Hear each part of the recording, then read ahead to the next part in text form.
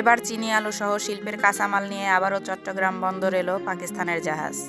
জাহাজটি প্রথম ট্রিপের চেয়ে দ্বিতীয় ট্রিপে দ্বিগুণেরও বেশি কন্টেনার নিয়ে এসেছে বলে জানা যায়। শেখ হাসিনা পরবর্তী সময়ে পাকিস্তান ও বাংলাদেশ সম্পর্ক যেন আরও মজবুত হয়ে উঠছে। এর আগে নিয়ে আসছে পেঁয়াজ, এবার আলু, চিনি ও খনিজ পদার্থ, ডলামাইট সহ ও অন্যান্য পণ্যের প্রায় 1056টি কন্টেনার নিয়ে হাজির হয় পাকিস্তানের জাহাজ। অন্যদিকে গা জ্বলছে ভারতের, বিশাল বাজার হারাতে চলেছে তারা।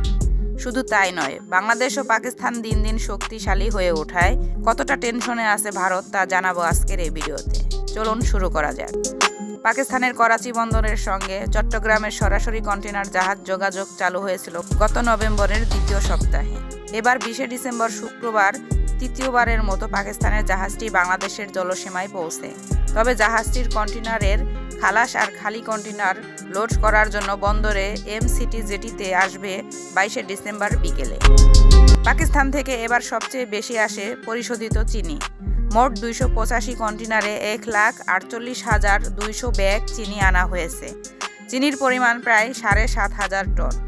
এই চিনি এনেছে খাদ্য প্রক্রিয়াজাত শিল্প group Pran, RFL, Shehzad food product, Savoy আইসক্রিম কারখানা ও বোর্ড অয়ে ইন্টারন্যাশনাল। চিনির পর পাকিস্তান থেকে সবচেয়ে বেশি আনা হয়েছে ডলমাইট।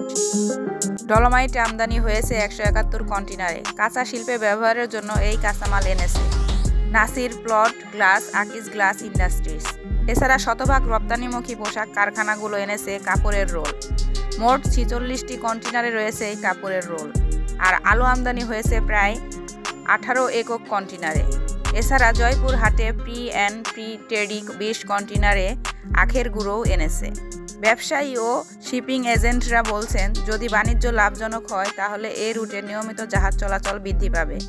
নতুন এই রুটে ব্যবসায়ীদের আগ্রহ বাড়ছে। গত 14 নভেম্বর প্রথমবার করাচি বন্দর থেকে ওই জাহাজটির চট্টগ্রাম বন্দরে আসার খবরে ভারতে ব্যাপক তোলপাড় শুরু হয়। বিশেষ করে সে দেশের মিডিয়া পাকিস্তানি জাহাজ নিয়ে নানা কল্পকাহিনী প্রচার করে। জবাবে বাংলাদেশের অন্তর্বর্তী সরকারের পক্ষ থেকে এই ঘটনাকে স্বাভাবিক এবং পাকিস্তানের সাথে ব্যবসা বাণিজ্য আরও গতিশীল করতে এ ধরনের জাহাজ চলাচল বৃদ্ধির উপর জোর দেওয়া হয়। স্বরাষ্ট্র উপদেষ্টা চট্টগ্রামে এক অনুষ্ঠানে ভারতের দিকে ইঙ্গিত দিয়ে বলেছেন, আমরা স্বাধীন জাতি হিসেবে কার সঙ্গে ব্যবসা করব সেই সিদ্ধান্ত একান্তই আমাদের। প্রিয় দর্শক, আজ এ পর্যন্তই। শুরু থেকে শেষ পর্যন্ত চেষ্টা করেছি বাংলাদেশ পাকিস্তান সরাসরি জাহাজ চলাচলের সঠিক তথ্য উপস্থাপন করতে। কোথাও কোনো তথ্যগত ভুল কিংবা আপনার পরামর্শ থেকে থাকলে তা কমেন্ট করে জানাবেন। আল্লাহ হাফেজ।